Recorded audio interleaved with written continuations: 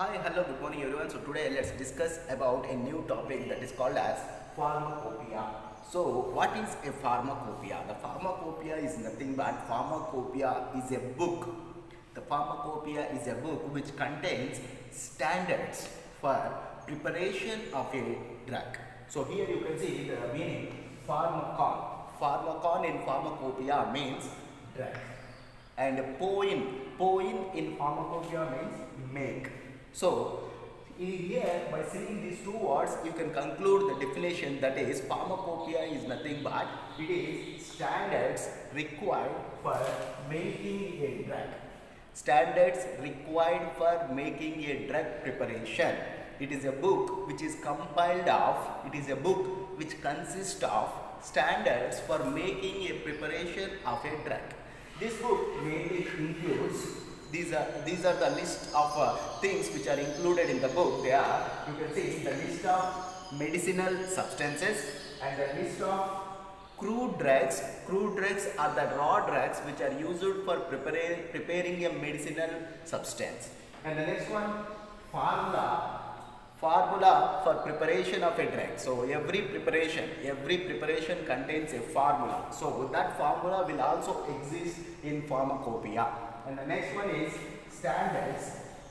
The standards which are required for maintaining the purity of a drug preparation. So this is another thing, and it also includes these things mainly, that is medicinal substances, crude drugs, formula for preparation of a drug preparation, and the standards for purity, the standards which are required for making a pure drug. So these are the things which exist in this pharmacopoeia book. And every country, each country follows their own pharmacopoeia. So what are those pharmacopoeias followed by various countries? You can see here. First one, IP. IP is nothing but Indian pharmacopoeia. Our Indians will follow this Indian pharmacopoeia. Next one, BP. BP means British pharmacopoeia. The Britishers used to follow this British pharmacopoeia. Next, USP.